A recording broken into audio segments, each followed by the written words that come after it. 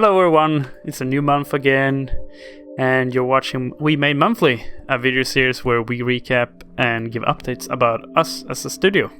I'm alone this episode. Lucas is super busy. He's right next to me, super busy, working on some stuff I will talk about in this video.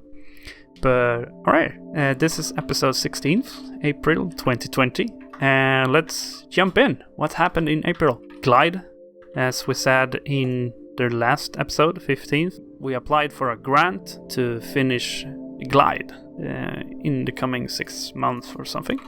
We'll know in July, I think, 7th of July, we'll know if we get the grant or not. But basically, before that, we need to figure out what the fuck to do. So, Lucas and Elias have been having some planning sessions in April. It turned out good. It's moving forward. It's turned into like crystallize what Glide is supposed to be, and that's nice. Another thing, we bought plants. Look at these plants. So the office feels a lot cozier right now with the addition of these plants. Even though they are plastic and super cheap, they add a lot of charm. It's very fun that you can actually buy these cheap things that in the store doesn't look so nice, but when you place it in the office, it's like, wow, how could we be without them? Alright, so the big topic, of course, is gonna be TOEM. So last month we finished our preview build of the new gameplay for TOEM and everything. We sent it out to a bunch of publishers and investors, and in April we actually been talking to them. A lot of people are interested in TOEM. Not a lot of them have shown that much of interest in actually funding the game, but they're helping out, connecting us with other people. And one of those companies were Landfall, actually. Landfall Games that have done Cluster Trucks and Totally Accurate Battle Simulator. We've been in contact with Willem and Petter and Rebecca. We were close to signing, actually, with them. They didn't want to sign, and it's totally understandable because Cluster Trucks was basically physics built and very fun and stuff, and we're making a wholesome adventure game. There's a big contrast between those two genres, so they didn't feel comfortable with taking us under their shoulders because they couldn't actually provide us with good feedback. It was a good decision in the end. We think it's a bummer that we didn't get the funding from them because we really looked forward to it, but I think everything has its reason, like why it's happening and stuff, and we understand the reason why they didn't end up signing with us. But they are super helpful and super nice because they actually contacted other people and like introduced us to like 10-11 other publisher and funds and stuff, and that's super nice. And we actually are right now in discussion with a couple of them to find funding for TOEM. So thank you, Landfall. Thank you. We just want to say that you're super helpful and nice and honest and everything. We love you. Thank you. So we actually have one big thing behind the scenes when developing TOEM that we have finally managed to set up, and that is a node-based dialogue editor.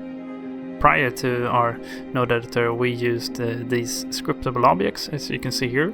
So we have a dialogue chain, like so how did it go? Did you get a good picture of the hotel? And then we can say like, oh, it's a special case. And then here we had to check a photo tag.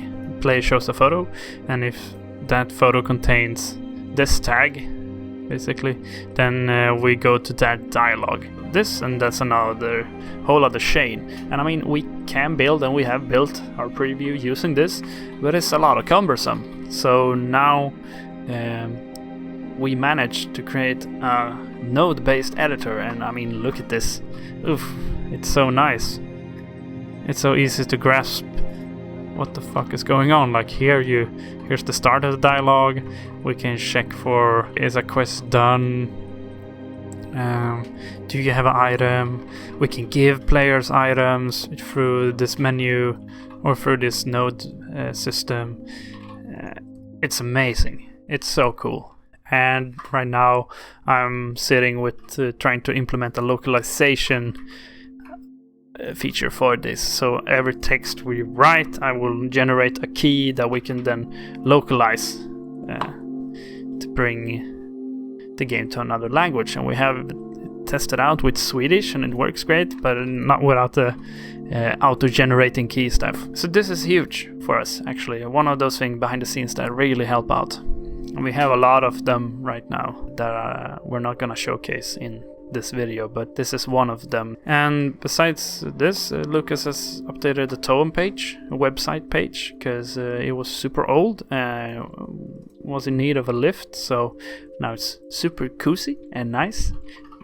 Look at these pictures, super cozy. And soon this Steam button will actually work, because today we got access to our Steam page, or Steam Works. We got an apt for TOEM, and we're right in the middle of setting up the page and everything and trying to get that work, so you can wishlist the game.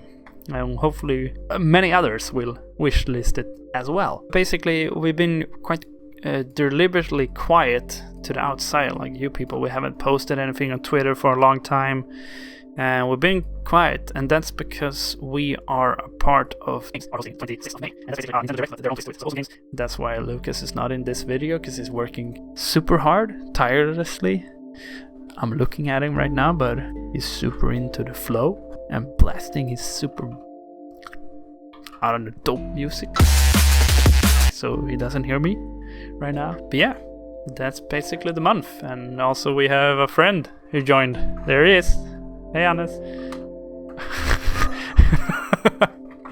A friend who's also sitting here and expanding on his 3D portfolio and stuff, just not being home in quarantine. We're 3 people here, so we thought, yeah, you can sit here, come here and work and get some shit done. Yeah, that's been the month. So thank you for watching, and see you next month in May. And don't forget to watch the...